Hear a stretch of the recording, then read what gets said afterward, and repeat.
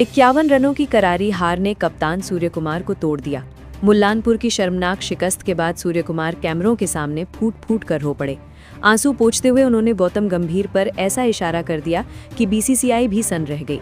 सूर्यकुमार बोले, मैं कप्तान हूं, लेकिन मेरी चलती नहीं। क्या सूर्या ने गंभीर की तानाशाही की पोल खोल दी? मैच हारते ही ड्रेसिंग रूम में सबसे बड़ा इमोशनल ड्रामा शुरू हो गया। साउथ अफ्रीका से 51 रनों की हार के बाद टीम इंडिया का माहौल पूरी तरह हिल चुका था। 214 रन के टारगेट का पीछा करते हुए भारतीय बल्लेबाजी ताश के पत्तों की तरह बिखर गई। 162 पर ढेर होने के बाद सूर्यकुमार डगआउट में सिर पकड़कर बैठे रहे। प्रेजेंटेशन पर पहुंचे तो आंखें लाल थीं और आवाज कांप रही थी।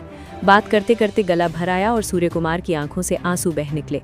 लेकिन असली हलचल तब हुई जब उन्होंने हार की वजह पर बड़ा खुलासा किया। सूर्यकुमार ने इशारों में कहा, मैदान पर लिए जाने वाले फैसले मेरे नहीं थे। उन्होंने साफ बताया, टॉस और प्लेइंग 11 का निर्णय उन पर थोपा गया था। सूर के आंसू सिर्फ हार के नहीं थे, एक कप्तान की बेबसी का दर्द था। सूर्यकुमार को लगा टीम गलत फैसलों के शिकार है, लेकिन वो रोक नहीं पा रहे। ड्रेसिंग रूम में गंभीर का गुस्सा देख खिलाड़ी डरे सहने बैठे थे। सूर्यकुमार अपनी टीम को बचा नहीं पाने की लाचारी से टूट चुके थे। कटक में जीत और मुल्लानपुर में 51 रनों की हार ने सूर पर दबाव बढ़ा दिया था। फैंस सवाल उन्हीं पर उठा रहे थे, जबकि रिमोट कंट्रोल कहीं और था।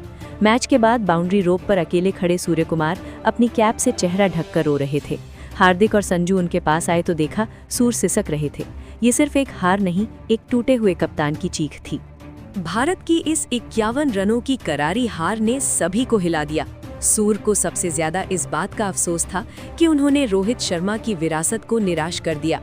उनके बहते आंसू बता रहे थे कि ये खिलाड़ी टीम इंडिया और इस देश की जीत के लिए कितना जुनूनी, कितना पैशनेट है।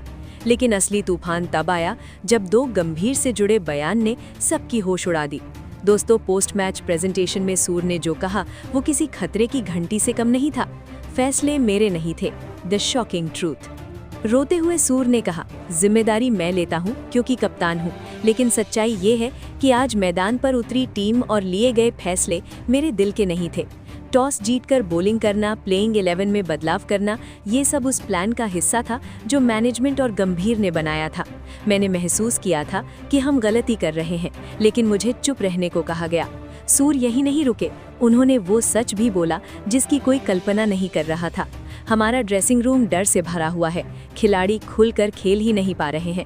उन्हें डर है कि अगर एक गलती हो गई तो उन्हें बाहर कर दिया जाएगा या डांट सुननी पड़ेगी। जब कोच का खौफ दिमाग पर बैठ जाए तो कदम कांपने लगते हैं। आज हम दक्षिण अफ्रीका से नहीं, अपने अंदर के डर से हारे हैं।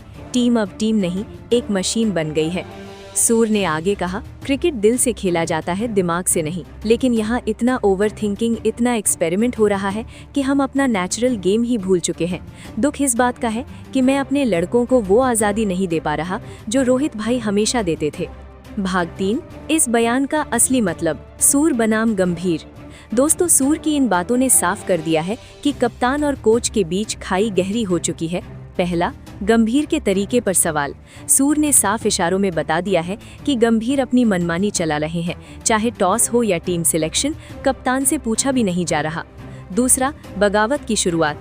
जब कप्तान ही कोच के खिलाफ खुलकर बोल दे तो समझ लीजिए कि स्थिति हाथ से निकल चुकी है।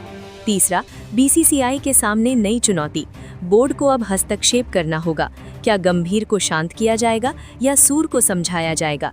तीसरा, T20 धर्मशाला में सिर्फ सीरीज नहीं बल्कि भारतीय क्रिकेट का भविष्य तय करेगा।